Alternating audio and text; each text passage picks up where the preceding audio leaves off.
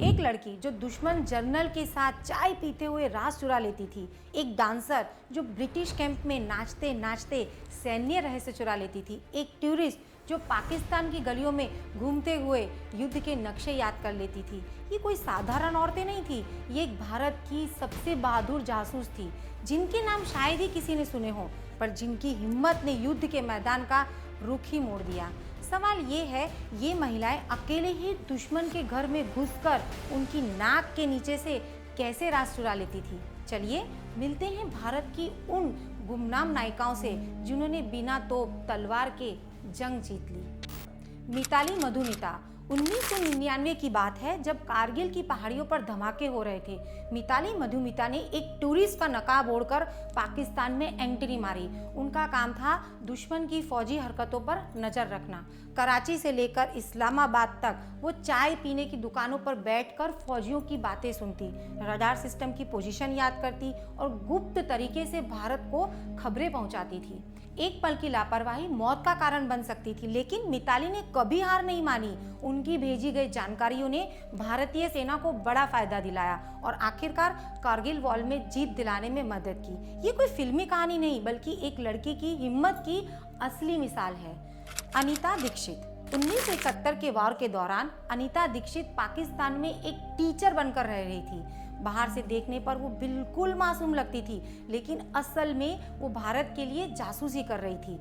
फौजी अफसरों के बच्चों को पढ़ाने के बहाने वो उनके घरों में घुस जाती थी और जरूरी कागजात से जानकारी निकाल लेती थी। अनीता ने पाकिस्तानी सेना की हरकतों, हथियारों की सप्लाई और अटैक प्लान को डिटेल में भारत को भेजा। उनकी इंफॉर्मेशन की वजह से भारतीय सेना ने कई अहम फैसले लिए, जिससे युद्ध में जीत मिली। अनीता की कहानी साबित करती है कि कभी-कभी सबसे सिंपल दिखने वाले लोग के पास सबसे बड़े राज छुपे होते हैं। कमला भगवत। 1965 के युद्ध के दौरान कमला भगवत ने साधारण हाउसवाइफ का रोल अडॉप्ट किया। पाकिस्तान में घूमते हुए उन्होंने बंकरों की लोकेशन, सैनिकों की संख्या और हथियारों के स्टॉक की पूरी जानकारी जुटाई। वो बाजार में सब्जी खरीदने जाती थी, लेकिन असल में फौजी कैंप्स का चक्कर लगा रही होती थी। एक बार तो उन्हें पाकिस्तानी अफसरों ने पकड़ भी लिया, लेकिन कमला ने अपने घरेलू औरत वाले अंदाज से उन्हें कन्विंस कर दिया कि वो सिर्फ शॉपिंग करने आई हैं। उनकी इस चालाकी ने भारतीय सेना को कई अहम फायदे दिलाए और युद्ध के मैदान में रणनीति बदल दिलाई। गीता मेहता। 1971 के युद्ध से पहले गीता मेहता ने खुद को एक ट्रैवल राइटर बताया। पाकिस्तान में एंट्री मारी। उनका बहाना था कि वो पाकिस्तानी कल्चर पर बुक लिख रही हैं, लेकिन असल में वो आर्मी ऑफिसर की इंटरव्यू लेती थी, मिलिट्री इवेंट्स में जाती थी और हर छोटी छोटी जानकारी नोट कर लेती थी। गीता ने अपनी डायरी में सैन्य रहस्यों की कविताओं और नोट्स के रूप में छिपाया। एक बार तो उन्हें एयरपोर्ट पर रोक लिया गया था, लेकिन उनकी स्मार्टनेस के आगे सिक्योरिटी भी धोखा खा गई। उनकी इंफॉर्मेशन ने भारत को युद्ध में बड़ी स्ट्रेटेजिक एडवांटेज दिलाई और साबित कर दिया कि कलम कभी कभी तलवार से भी ज्यादा तेज होती है। ज्योति बसु। 1971 के युद्ध के दौरान ज्योति बसु ने एक मेड का रोल अडॉप्ट करके पाकिस्तानी आर्मी जनरल के घर पे एंट्री मारी। दिन भर बर्तन साफ करते हुए वो जनरल की गोपनीय फाइलें देख लेती थी। रात को चुपके से वो इंफॉर्मेशन को याद करके कोडेड मैसेज में भारत को भेज देती थी। एक बार तो जनरल की पत्नी ने उन पर शक कर लिया, लेकिन ज्योति ने अपने गवार मेड वाले अंदाज से उन्हें कन्विंस कर दिया। उनकी इस जानकारी ने भारतीय सेना को पाकिस्तान के अटैक प्लान्स का पता लगाने में बहुत मदद की। ज्योति ने साबित किया कि कभी-कभी सबसे सिंपल रोल में सबसे बड़े राज छुपे होते हैं। रुखसाना सुल्ताना। 1965 के युद्ध के दौरान रुखसाना सुल्ताना ने पाकिस्तानी हाई सोसाइटी में घुसपैठ कर ली। वो पार्टियों में जाती थी, अफसरों के साथ डिनर करती थी और फ्लर्टिंग के बहाने सैन्य राज निकाल लेती थी। उन्होंने पाकिस्तानी एयरफोर्स के कई अहम ठिकानों की लोकेशन भारत को भेजी।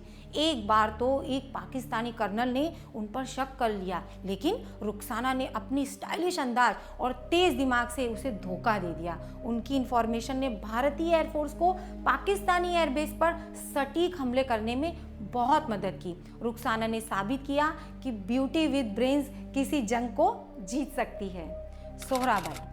1857 के स्वतंत्रता संग्राम के दौरान सोहराबाई ने एक डांसर का रूप लेकर ब्रिटिश कैंप में घुसपैठ की।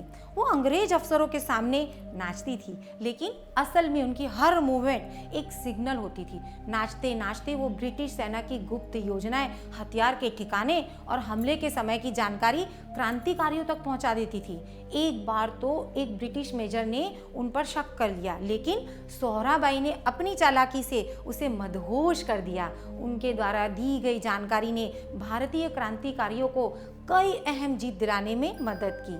सोहराबाई ने साबित किया कि कभी कभी नृत्य के पैरों तले युद्ध की रणनीति छिपी होती है। मीरा नायर 1999 के कारगिल युद्ध के दौरान मीरा नायर ने एक इंटरनेशनल जर्नलिस्ट का रूप लेकर पाकिस्तान में प्रवेश किया। प्रेस कॉन्फ्रेंस में जाते हुए, आर्मी ब्रीफिंग में शामिल होते हुए वो अपने कैमरे में सैन्य रहस्य दर्ज कर लेती थी। उन्होंने पाकिस्तानी सेना की तैनाती, हथियारों की सप्लाई और हमले की योजनाओं की विस्तृत जानकारी भारत को भेजी। एक बार तो पाकिस्तानी इंटेलिजेंस ने उनके होटल रूम की तलाशी ली, लेकिन मीरा ने अपनी चतुराई से सारे सबूत छुपा दिए। उनकी भेजी गई जानकारी ने भारतीय सेना को कारगिल की पहाड़ियों पर सटीक हमले करने में मदद की। मीरा ने साबित किया कि कभी-कभी कैमरा और माइक भी तोपों से ज्यादा ताकतवर होते हैं। नीलम कौर इंडो पाक युद्ध के दौरान नीलम कौर ने रेड क्रॉस नर्स का वेश लेकर पाकिस्तानी मिलिट्री में एंट्री ली। दिन में घायल सैनिकों की देखभाल करती, रात को उनके बेहोशी में की गई बातें सुनती। उन्होंने पाकिस्तान सेना की चोटिल सैनिकों की संख्या, हथियारों की कमी और मोर्चों की कमजोरियों की जानकारी भारत को भेजी। एक बार जब एक पाकिस्तानी कर्नल ने उन पर शक किया तो नीलम ने उसे अपनी नर्सिंग स्किल्स से इम्प्रेस कर दिया। उनकी जानकारियों ने भारतीय सेना को पाकिस्तानी सेना की कमजोर कड़ियों पर हमला करने में मदद की। नीलम ने साबित किया कि स्टेथोस्कोप भी कभी कभी जासूसी का खतरनाक हथियार बन सकता है। सरला देवी 1940 के दशक में सरला देवी ने स्कूल टीचर के रूप में ब्रिटिश अफसरों के बच्चों को पढ़ाते हुए गुप्त जानकारियां जुटाई। वो कॉपी बुक्स चेक करने के बहाने अंग्रेजों के दस्तावेज पढ़ लेती थी और उनकी योजनाओं की जानकारी क्रांतिकारियों तक पहुंचाती थी। एक ब्रिटिश अफसर ने उस पर जब शक किया तो सरला ने बच्चों की कॉपियां दिखाकर उन्हें चुप कर दिया। उनकी जानकारियों ने भारतीय स्वतंत्रता सेनानियों को कई अहम ऑपरेशंस में मदद की। सरला ने साबित किया कि चौक और डस्टर से भी क्रांति लिखी जा सकती है।